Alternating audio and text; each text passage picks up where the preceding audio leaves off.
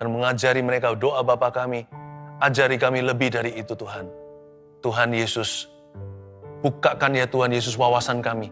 Sehingga ketika kami berdoa, doa kami mengandung kuasa. Supaya kami tidak memanipulasi sorga. Tetapi kami tunduk kepada Allah, lawan iblis, maka iblis akan lari daripada kami. Terima kasih Tuhan, sembunyikan hamba-Mu di balik salib-Mu. Ya Tuhan, urapi ya Tuhan Yesus hamba jadi pengajar umat-Mu untuk bisa mengajarkan apa yang benar dan apa yang mengubahkan kehidupan mereka. Dalam nama Yesus. Amin. Puji Tuhan.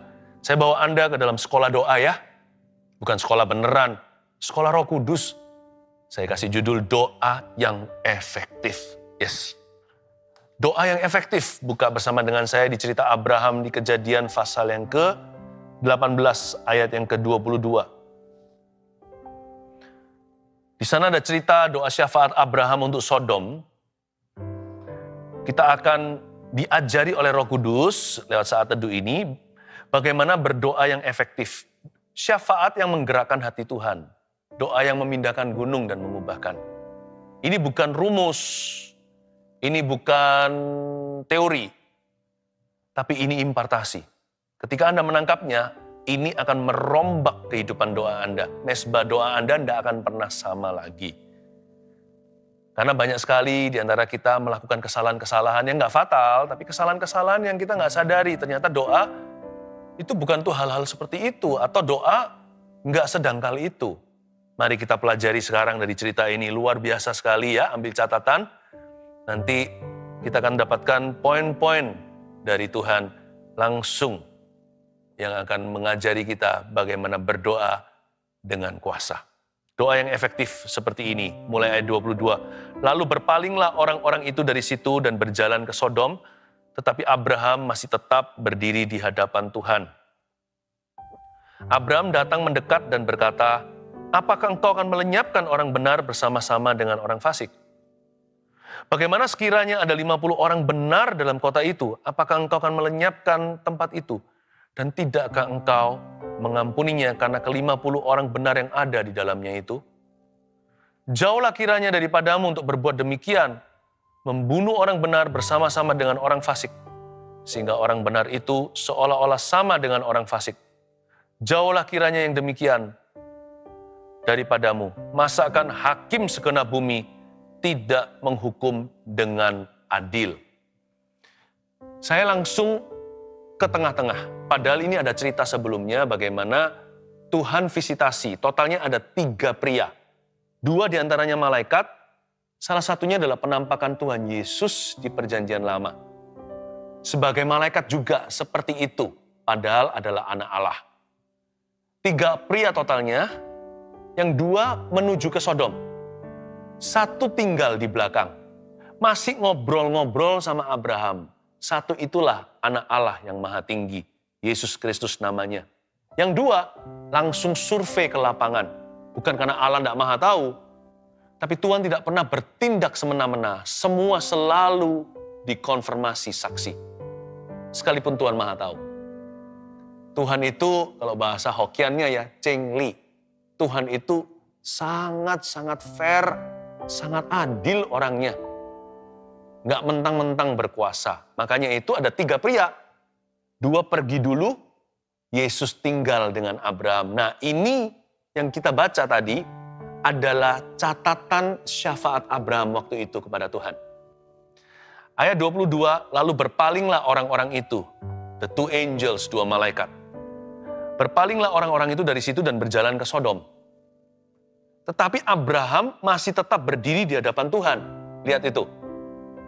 Salah satunya bukan malaikat biasa, tapi Tuhan Yesus. Ayat 23, Abraham datang mendekat dan berkata, apakah engkau akan melenyapkan orang benar bersama-sama dengan orang fasik? Tolong hiraukan, jangan hiraukan dulu, abaikan dulu kalimatnya Abraham. Ya. Kalimat syafaatnya itu jangan difokuskan. Fokuskan kepada komentar Alkitab. Abraham datang mendekat. Ini dahsyat. Apapun doanya, itu nomor 2. Doanya bunyinya begini, apakah engkau Tuhan akan melenyapkan orang benar bersama dengan orang fasik? Doanya dimulai dengan sebuah pertanyaan. Pertanyaan untuk menggerakkan hati Tuhan, bukan memanipulasi.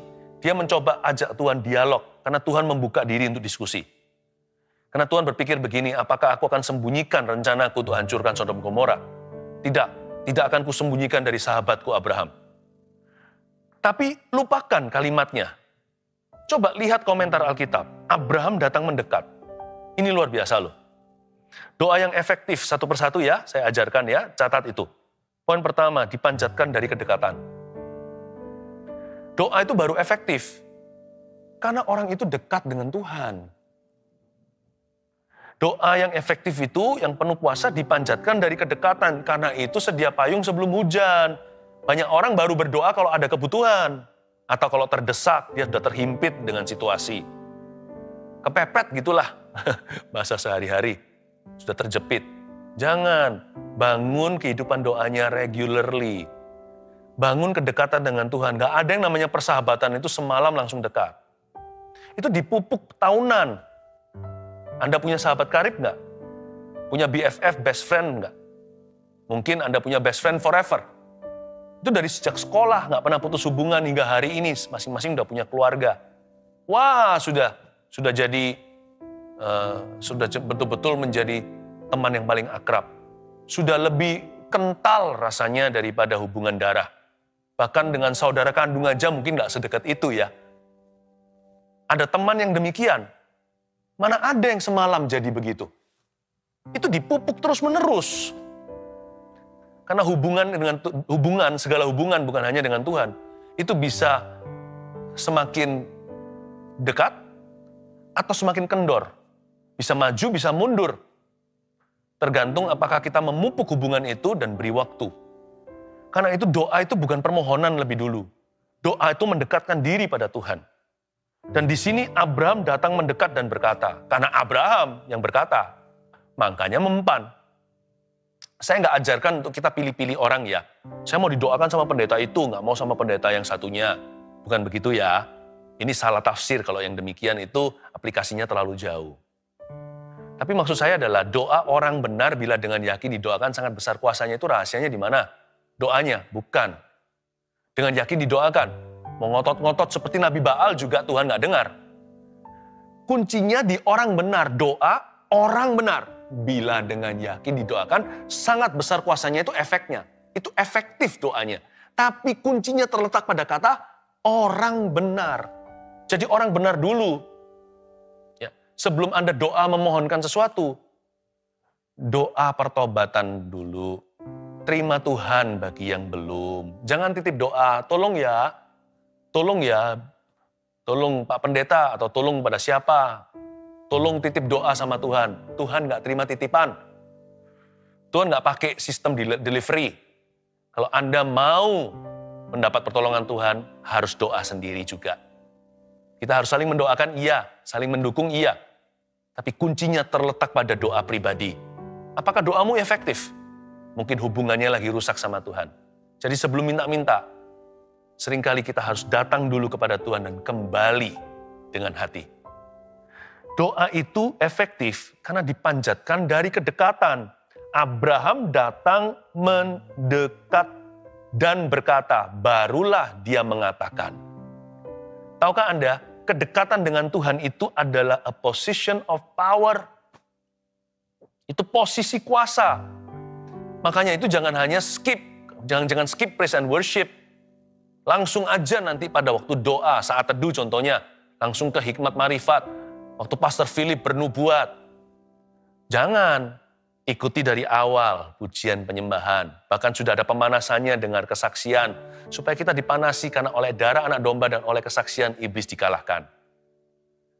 Iman itu dibangun pelan-pelan dan waktu kita memuji menyembah Tuhan, itu posisi mendekat. Itu posisi kuasa. Itu seperti Abraham yang datang mendekat. Lalu baru kemudian berkata. Kalau nanti kita ke gereja, on-site, datang ke tempat ibadah. Jangan kita skip, ya kan? Skip sampai ke firman, bahkan sampai ke doa berkat saja. Hanya ceklok ceritanya sama Tuhan. Jangan, latihlah dirimu beribadah. Latihan itu jangan curi. Latihan itu jangan korupsi. Kalau kita mau latihan badani, Kalau kita repetisi berapa kali, sit up contohnya, atau kita lari berapa kilometer sehari, tolong jangan dipotong-potong dan dikorting-korting, jangan korupsi olahraga yang begitu baik bagi dirimu. Apalagi ibadah. Dari sini kita tahu doa itu efektif karena kita melatih diri kita beribadah kepada Tuhan. Karena kita itu sengaja mendekat. Makanya kata-katanya berbobot. Makanya kalimatnya berkuasa. Makanya dia tahu bagaimana berdoa sesuai dengan kehendak Allah. Makanya itu doanya didengar. Bukan karena kesalehannya, tapi karena hatinya sungguh-sungguh mencari wajah Allah. Lalu Abraham datang mendekat dan berkata, apakah engkau akan melenyapkan orang benar bersama-sama dengan orang fasik? Ayat 24. Bagaimana sekiranya ada 50 orang benar dalam kota itu? Apakah engkau akan melenyapkan tempat itu? Dan tidakkah engkau mengampuninya karena ke-50 orang benar yang ada di dalamnya itu? Abraham pasti kepikiran kemenakannya, yaitu Lot. Gimanapun juga Abraham sayang sama keponakan sendiri. Apalagi kalau keponakannya itu udah yatim piatu. Abraham pasti kepikiran waktu disebut Sodom akan dihancurkan. Langsung lemes dia. Aduh, kemenakanku ada di situ bersama dengan keluarganya. Di situ dia berdomisili, dia bekerja. Dan dia make family. Di sana dia besarkan keluarganya. Langsung dia beranikan diri loh di ayat 24. Dia nggak berani lancang sama Tuhan, dia tahu diri. Namun dia ngerti kuasa doa. Dia pakai kunci. Dia tahu bahwa doa itu bisa mengubah segala perkara. Doa itu adalah jalur naik banding kita kepada Allah. Kalau kita kalau kita berdoa di dalam nama Yesus, Bapa akan berdiskusi dengan kita. Karena Yesus itu adalah perantara. Tahu nggak? Abraham langsung menyaut begini. Bagaimana sekiranya ada 50 orang benar dalam kota itu? Masa dia nggak tahu Lot itu jumlah keluarganya berapa? Dia tahulah. Pasti mereka kontak-kontakan lah, bagaimanapun juga kerabat. Lot itu kan punya istri satu. Dia punya 2 anak perempuan yang dicatat di Alkitab. Paling tidak di benak Abraham ada 4 orang. Lalu dia beranikan diri, kalau 4 ya, sedangkan Sodom Gomora itu kan ribuan.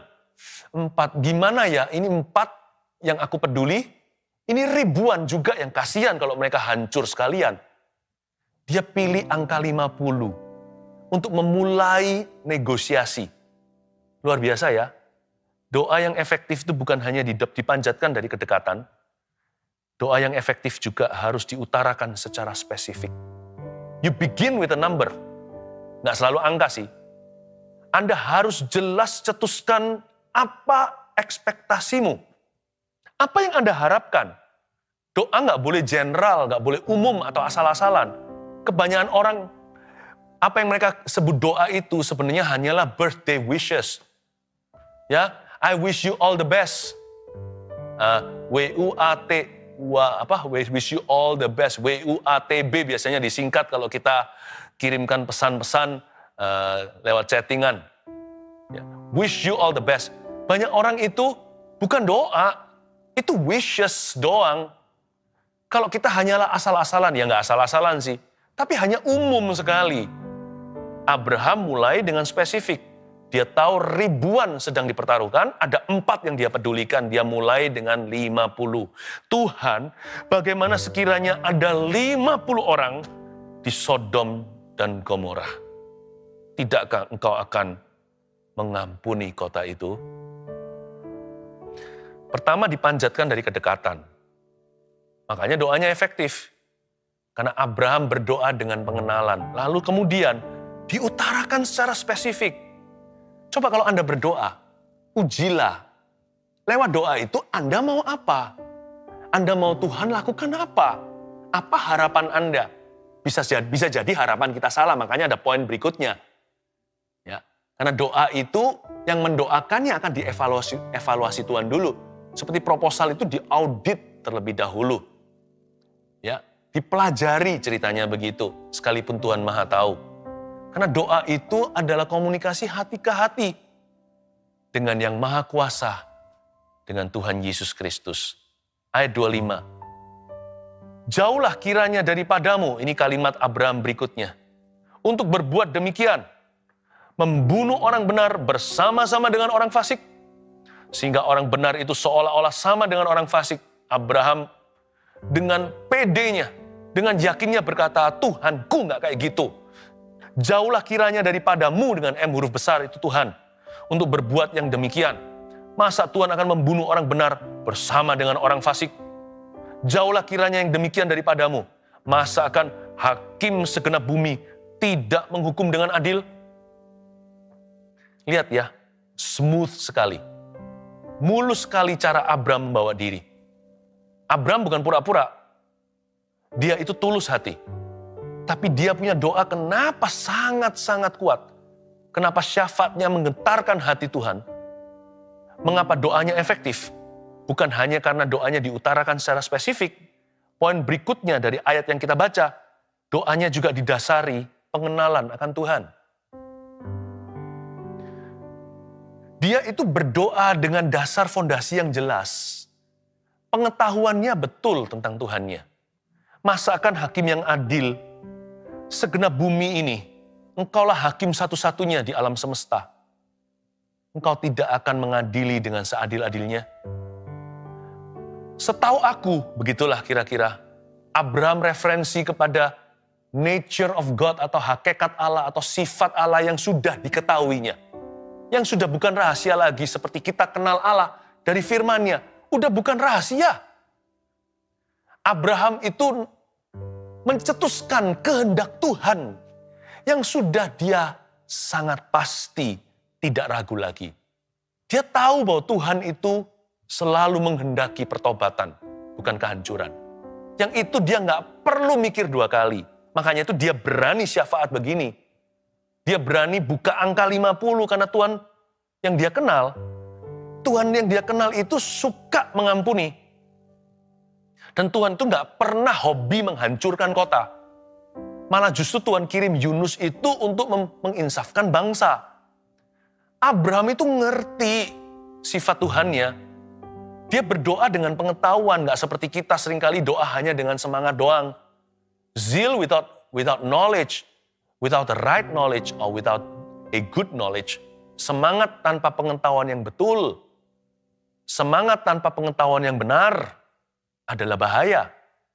Seringkali jadi tong kosong nyaring bunyinya. Jauhlah kiranya daripadamu untuk berbuat yang beginian, membunuh orang benar sama-sama dengan orang fasik. Tuhan mau tumpas itu sepertinya tidak hiraukan. Bagi Tuhan tidak ada perbedaan, Tuhanku nggak begitu. Jauhlah kiranya yang demikian. Masa hakim segenap bumi tidak menghukum dengan adil. Ini bukan sarkas, ini bukan sarkastik. Dia ngomong setulus-tulusnya, dia sedang mencetuskan firman kembali pada Tuhan. Bukan menuduh Tuhan apa-apa. Malah justru dia tunjukkan bahwa sebelum berdoa, dia kenal kepada siapa dia berdoa. Itulah sebabnya penting sekali untuk kita itu merenungkan firman. Pentingnya impartasi seperti ini di saat teduh sebelum kita berdoa contohnya. Saat teduh pribadi, penting Anda baca Alkitab. Jangan hanya sembahyang. Jangan hanya nyanyi-nyanyi doang. Nanti doanya dipenuhi dengan kelemahan, dipenuhi dengan ketidaktahuan, bahkan dipenuhi dengan kebingungan. Jangan-jangan dengan kesesatan. Karena kita membaca Alkitab itu bahan bakar doa sejati. Itu bahan baku. Gara-gara itu kita punya keberanian berdiri di atas janji. Gara-gara itu kita punya authority, punya otoritas untuk menghadap sorga, bukan mengepalkan tangan, tapi untuk mengangkat tangan.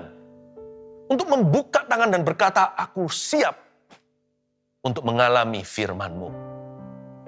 Pentingnya impartasi seperti ini. Ya. Karena doa harus didasari pengenalan yang benar akan Tuhan. Ayat 26. Tuhan berfirman, ini jawabannya. Jika aku dapati 50 orang benar dalam kota Sodom, aku akan mengampuni seluruh tempat itu karena mereka. Haleluya. Kalau ada 50 aja sekota, bayangin, Tuhan tidak akan jadikan itu Nagasaki dan Hiroshima. Ayat 27, Abraham menyaut, sesungguhnya aku telah memberanikan diri berkata kepada Tuhan, walaupun aku debu dan abu. Sekiranya kurang 5 orang dari ke-50 orang benar itu, apakah engkau akan memusnahkan seluruh kota itu karena yang 5 itu? Firman-Nya, aku tidak memusnahkannya jika kudapati 45 di sana. Interesting ya, menarik sekali. Di ayat 27 ini, Abraham menyaut, tapi dia menyahutnya dengan semi berani. Dia respect Tuhan. Dia berkata, sesungguhnya aku telah memberanikan diri berkata kepada Tuhan walaupun aku ini debu dan abu. Ini yang saya sebut sebagai satu term, saya sebut ini bold humility. Kerendahan hati yang berani. Banyak orang hanya rendah hati saja, tapi dia pengecut, dia nggak berani, dia pecundang doa. Tapi ada orang yang berani doang. Ngawur sih, ya bonek betul itu. Ternyata ujungnya tidak punya kerendahan hati, malah justru seringkali memaksa Tuhan, seolah-olah bisa mendudukan Tuhan di kursi terdakwa. Ayo, you must explain yourself to me. Emang Tuhan hutang sama siapa sampai kita dudukkan dia dan berkata, Tuhan, kau harus menjelaskan dirimu kepadaku. Dan kau harus menjelaskan mengapa engkau melakukan itu. Mengapa engkau tidak melakukan ini. Kenapa Tuhan harus menjawab kita? Kita yang harus jawab Tuhan.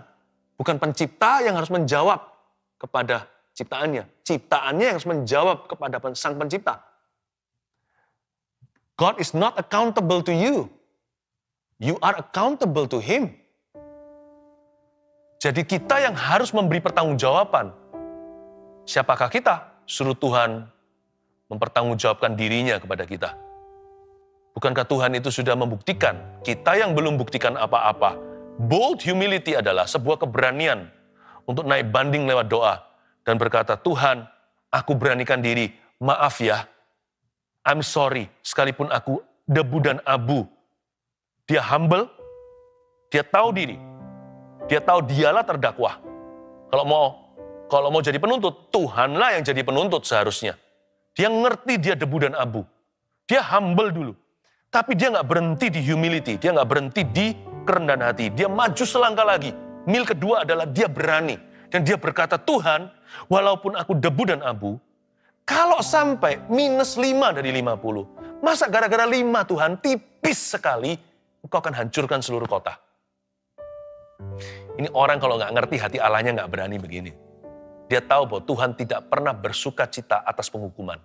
Yang Tuhan kehendaki dan rindukan adalah pertobatan. Dan Tuhan menjawabnya apa? Luar biasa ya. Tuhan berkata, firman-Nya, aku tidak akan memusnahkannya jika kudapati 45 di sana. Doa yang efektif itu bukan hanya dipanjatkan dari kedekatan atau diutarakan secara spesifik, tapi juga didasari pengenalan akan Tuhan. Lalu kemudian, poin berikutnya apa? Kita baca ayat selanjutnya. Ayat 29, lagi. Ya, lagi Abraham melanjutkan perkataannya kepadanya. Nggak selesai di situ, masih ada kelanjutannya. Sekiranya 40 didapati di sana, lucu nggak? Turun 5 lagi. Kayaknya cuma turun 5 ya. Tapi 5 tambah 5 udah turun 10. Hebat Abraham, masa Tuhan nggak kerasa? Taulah, Tuhan yang izinkan dia to bargain with God. Tuhan tuh baik sekali, Tuhan izinkan kita tawar-menawar dengan dia. Asal di atas fondasi kebenaran. Kalau 40 gimana Tuhan? Firman-Nya, aku tidak akan berbuat demikian karena yang 40 itu. Lagi-lagi lihat coba ayat 30. Katanya, janganlah kiranya Tuhan murka. Lagi nih kelihatannya ya, kalau sudah ada kalimat pembukaannya, janganlah kiranya Tuhan murka, kayaknya dia nggak berhenti di sana. Kalau aku berkata sekali lagi, garis bawahi, berapa kali kata sekali lagi diulangi? Lagi dan lagi kata lagi diucapkan kembali. Sekiranya 30 didapati di sana. Belum selesai bicara disaut sama Tuhan. Firman-Nya, aku tidak akan berbuat demikian jika aku dapati 30 di sana. Sahabat kan, gak usah selesai kalimat, Tuhan sudah tahu. Ngerti. Gak apa-apa. Sacap pun jadi. 30 pun aku ampuni. Ayat 31, katanya, sesungguhnya aku telah memberanikan diri berkata kepada Tuhan. Nah, kelihatannya Kelihatannya belum berhenti. Abraham masih melaju. Dia masih tancap gas ini. Sekiranya 20 didapati di sana gimana? Firman-Nya, aku tidak akan memusnahkannya karena yang 20 itu. Ayat 32. Katanya, lagi, janganlah kiranya Tuhan murka. Ini untuk kedua kali si Abraham berkata, janganlah kiranya Tuhan murka. Kalau aku berkata sekali lagi, sekali ini saja, sekiranya 10 Tuhan, 10 didapati di situ. Firman-Nya, aku tidak akan memusnahkannya karena yang 10 itu. Lalu pergilah Tuhan setelah ia selesai berfirman kepada Abraham.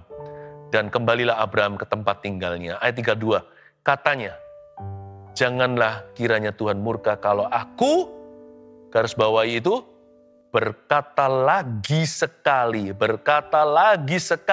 ini saja. Lagi sekali ini saja, berkata lagi sekali ini saja. Apa sih? Kenapa doanya Abraham efektif? Emangnya dia sekali doa langsung mempan? Buktinya enggak. Ini ada berapa episode ini? Ini sudah ada kelanjutan demi kelanjutan. Ini bukan hanya sekali saja. Jangan pernah kita berkata, aku bukan Abraham. Doa sekali langsung dikabulkan. Buktinya Abraham juga enggak. Doa yang efektif itu membutuhkan ketekunan. Karena itu poin nomor 4. Kenapa doanya efektif? Karena disertai ketekunan iman. Ada kata lagi. Coba lihat ya matematikanya. Pertama 50 kan? Dia mulai turunnya 55 dulu. 50 jadi 45, 45 jadi 40, ya kan? Lalu kemudian turunnya lebih berani. Turunnya puluhan. 40 jadi 30, 30 jadi 20, 20 jadi 10. Dari situ ketekunannya semakin menjadi-jadi. Bukan berarti dia itu terlalu berani sama Tuhan, enggak. Buktinya dia jalan pelan-pelan. Ketekunan itu mengajarkan pada kita untuk respect sama Tuhan. Ketekunan itu bukan lamban, tapi pelan-pelan. Dia mengajarkan kepada kita untuk terus mengejar. Bukan berarti Tuhan lari, enggak. Tapi untuk bergumul dengan Tuhan. Doa itu pergumulan. Doa itu adalah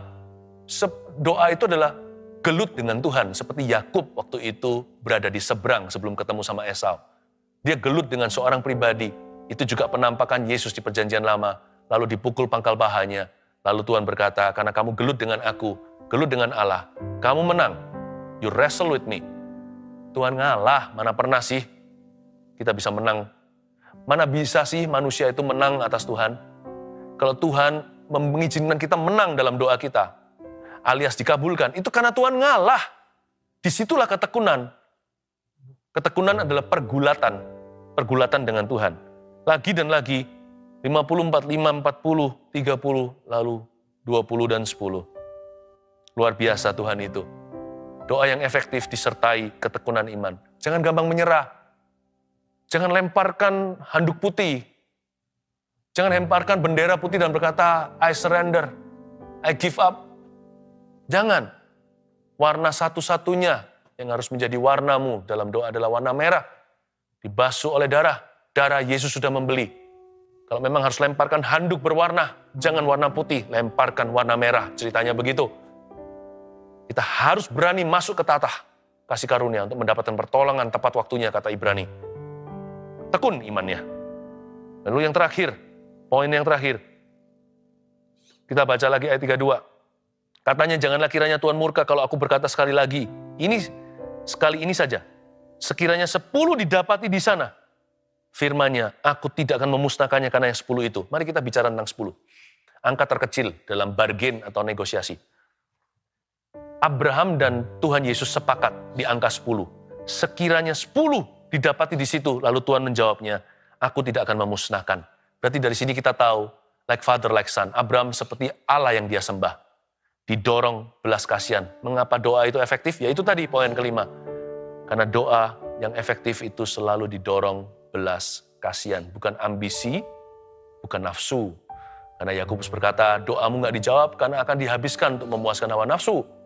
Bukan ambisi manusia, karena Tuhan tidak pernah sertai ambisi kita. Tuhan hanya sertai firman-Nya. Harus didorong belas kasihan. Masih gula hati Yesus. Dia didorong oleh belas kasih. Itu dia. Itu yang menjadi menjadikan doa kita itu susah dijawab tidak oleh Tuhan. Karena itu isilah hatimu dengan kasih. Karena kasih nggak pernah gagal. Sebenarnya Abraham itu belas kasihnya pertama-tama untuk Lot sih. Tapi juga untuk Sodom Gomora. Karena dia susah-susah. Kalau dia memang mau Lot saja, dia langsung to the point. Tuhan selamatkan Lot. Memang sih, Tuhan selamatkan Lot. Kasih nggak pernah gagal. Angka 10 nggak dapat. Lot itu hanya berempat. Lot istrinya itu loh. Istrinya juga nggak benar-benar sekali. Buktinya dia jadi tiang garam. Karena hatinya separuh-separuh dengan Tuhan.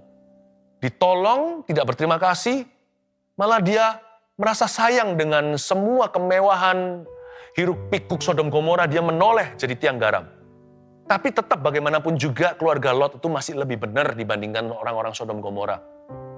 Ada 4 Lot, istrinya, lalu 2 putrinya. Abraham mungkin asumsi begini, aduh orang Sodom Gomora kasihan. Masa sih Lot selama puluhan tahun di situ gak pernah bisa memimpin pada kebenaran ekstra 6 orang. Abraham percaya kemenakannya. Pasti bisalah, dia ada DNA-ku kok. Ternyata Abraham salah. Lot keluar hanya berempat. 1 jadi tiang garam. Dan 2 mantunya pun tertawa ketika diperingatkan. Dianggap Lot itu membuat lelucon. Bayangin sekebal itu loh terhadap Tuhan. Orang-orang ini sebebal itu. Jadi nggak ada 10. Total hanya 4. Minus 6. Tuhan selamatkan nggak? Kalau Anda baca ceritanya. Diselamatkan Lot. Sodom Gomora tidak dilempari semua bara api sampai Lot, istri dan kedua anaknya lari ke pegunungan terdekat atau lari ke kota berikutnya. Dan malaikat berkata begini, sebelum kamu sampai ke tempat itu, aku tidak bisa berbuat apa-apa terhadap Sodom dan Gomora. Sehingga Sodom yang harusnya dihukum malam hari, ternyata dihukum pada waktu subuh ketika matahari mulai terbit. Kenapa? Karena Lot belum sampai ke tempat yang aman. Lihat itu kasih nggak pernah gagal. Sekalipun negosiasinya itu batal. Karena termnya adalah 10. 10 pun nggak ada, minusnya banyak. Yang ada hanya 4. Tuhan tetap kasih yang Abraham minta. Luar biasa ya. Tuhan itu tidak selalu memberikan kepada kita apa yang kita layak terima, yaitu hukuman. Dan yang kita nggak layak terima malah diberikan. Tuhan kasih kita apa yang kita nggak minta. Kita nggak sampai standar pun Tuhan berikan akhirnya. Tapi dengar baik-baik. Abraham didorong belas kasihan. Sebenarnya Lot itu pun keluarganya nggak bagus. Istrinya begitu, 2 anaknya incest sama papanya. Kedua putrinya itu tidur sama ayahnya sendiri. Papanya dibuat mabuk oleh anggur. Keluarlah Bani Moab dan Bani Amon. Sebenarnya menurut saya, Sodom Gomora nggak ada 4 orang juga yang benar. Keluarga Lot juga enggak. Menantunya sudah nggak usah dihitung. Anak-anaknya sendiri nggak benar itu. Istrinya juga nggak beres. Sebenarnya dari semua Sodom Gomora, Tuhan kirim malaikat tahan murkanya. Hanya demi kemenakan Abraham. Gara-gara angkelnya, gara-gara pamannya. Coba ya, dari seluruh Sodom, hanya 1 yang benar. Hanya Abraham saja. Keluarganya pun nggak beres itu. Bayangkan kasih itu begitu rupa. Karena Abraham berdoanya dengan belas kasihan. Didorong oleh itu. Gak sampai number angkanya pun Tuhan kabulkan. Lot diselamatkan. Saya beritahu kasih gak pernah gagal. Doa itu efektif. Dan Tuhan memberikan pada kita bahkan yang tidak kita minta. Kalau nafas doa kita adalah kasih. Bukan benci atau ambisi. Tanamkan itu. 5 poin ini. Doa yang efektif adalah 1. Dipanjatkan dari kedekatan. 2. Diutarakan secara spesifik. 3. Didasari pengenalan akan Tuhan. 4. Disertai ketekunan iman. 5. Didorong belas kasihan. Saya yakin akan terjadi sesuatu yang besar dalam hidup doa Anda. Hari ini mezbahmu dirombak oleh Tuhan. Thank you Jesus. Terima kasih Bapa. Engkau memberikan kepada kami hati yang penuh belas kasihan mulai hari ini. Kami akan berdoa syafaat bagi orang lain. Doa yang efektif adalah doa bagi orang lain juga. Makasih Tuhan, angkat tanganmu. Saya berdoa supaya Tuhan menjadikan kita semua rumah doanya. Setiap kita menjadi pendoa syafaat. Syafaat artinya berdiri di antara. Hamba berdoa Tuhan supaya setiap keluarga saat teduh ini ya Tuhan, dipenuhi dengan beban ilahi. Mulai hari ini kami nggak akan saat teduh hanya untuk diri sendiri. Kami mulai hari ini akan mengajak orang lain ke dalam hadirat Allah juga. Kami akan menuntun orang lain pada kebenaran. Jadikan kami rumah doamu. Haleluya. Terimalah berkat dari Allah Bapa, Allah Putra dan Allah Roh Kudus menyertaimu dari sekarang sampai selama-lamanya. Dalam nama Yesus, amin.